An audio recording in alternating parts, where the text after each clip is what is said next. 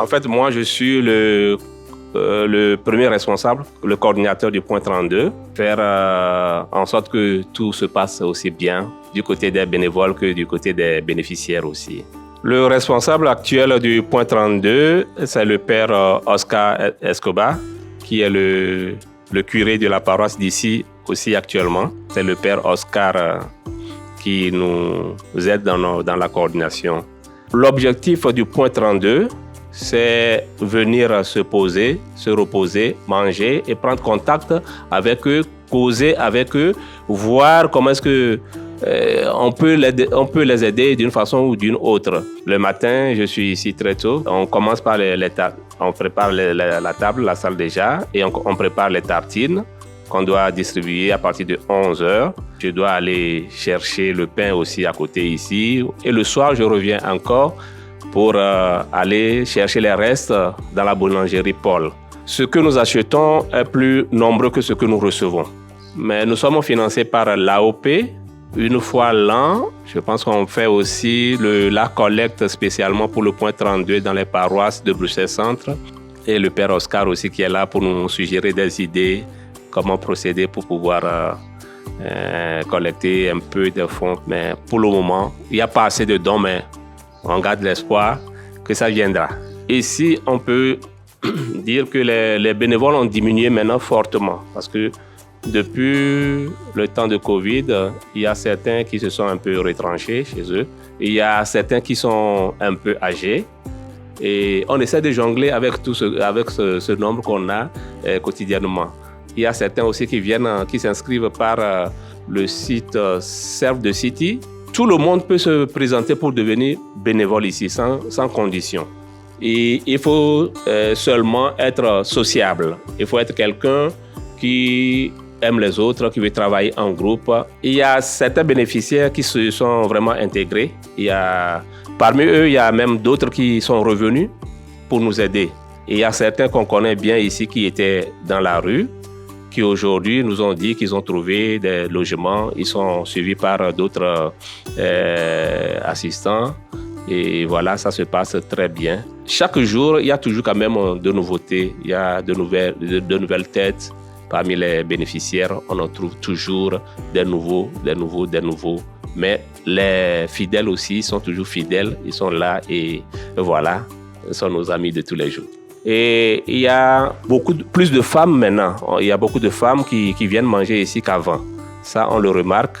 Et quelques familles aussi qui viennent avec leurs petits-enfants, leurs enfants, les enfants de bas âge qui viennent manger. Majoritairement, c'est les hommes qui sont quand même plus nombreux. Mon souhait pour le point 32, c'est que ça continue longtemps pour que les gens puissent en bénéficier. Parce que quoi qu'on le dise, les pauvres, on en aura toujours. Ik ben pater Hugo van Geel. Ik behoor tot de congregatie missionarissen van het Heilig Hart. En ben ik hier pastoor geworden in Sint-Rochus aan de Noordstatie. En omdat het vlakbij de dienst Vreemdelingenzaken was, waar de mensen kwamen asiel aanvragen, kwamen wij dagelijks in contact met deze mensen die 's middags buiten moesten. Op een zekere dag zag ik een moeder met 2 kinderen op de bank zitten, sneeuw. En dan hebben we gezegd, we gaan de kerk open doen, verwarmen, dat de mensen bij ons kunnen komen rusten.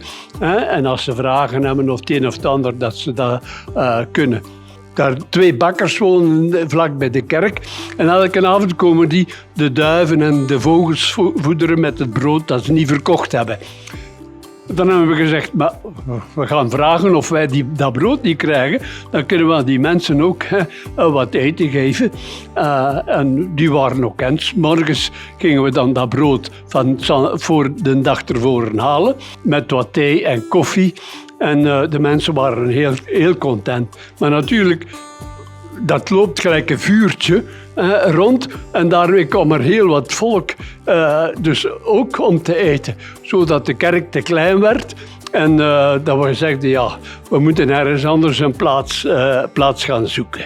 Op de Antwerpse Steenweg, nummer 32, daar hebben we een lokaal gevonden. En van de kerk zijn we dan daar naartoe gegaan. En dan de thuislozen, die kwamen dan ook zeggen, kijk, wij zijn al lang hier en zij komen nog maar juist staan en wij moeten zoeken om iets te eten. En zo hebben we die ook aanvaard. Maar dan was het daklokaal weer te klein. En dan Frank Baert, de verantwoordelijke hier van de Finisterre, die nodigde ons dan uit om hier in de grote zaal, dat we daar dus de mensen zouden kunnen ontvangen en eten geven. En nu op dit ogenblik ontvangen we tussen de 120 en de 150 mensen. Elke dag tussen de 10 en de 12 vrijwilligers. Die komen afwassen, uitdelen, schoonmaken en wat weet ik allemaal. Ik ben in Congo geweest 23 jaar. Congo is een rijk land. Zolang als Europa en Amerika blijven profiteren van de bovengrond en de ondergrond in Afrika, blijven die mensen arm. En dan de oorlogen. Op dit ogenblik hebben we hier nu heel wat Syriërs die kwamen. En nu zijn er ook heel wat van Pakistan en zo. Die komen, die de oorlog vluchten en die dan hier komen asiel aanvragen enzovoort. Dat zal nog lang duren hoor. Mon prénom c'est Jacques. Je suis un jeune volontaire ici au Point 32. Puisque ça fait environ 2 bonnes années que je le fréquente régulièrement, à travers les volontaires et également et surtout à travers ce que nous appelons les bénéficiaires, c'est-à-dire les personnes du tout venant qui arrivent ici pour ce qu'on appelle communément une soupe populaire.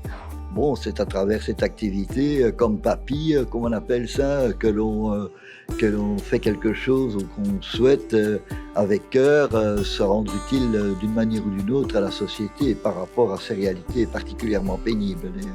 On a l'impression, d'une manière générale, que les choses ne bougent pas.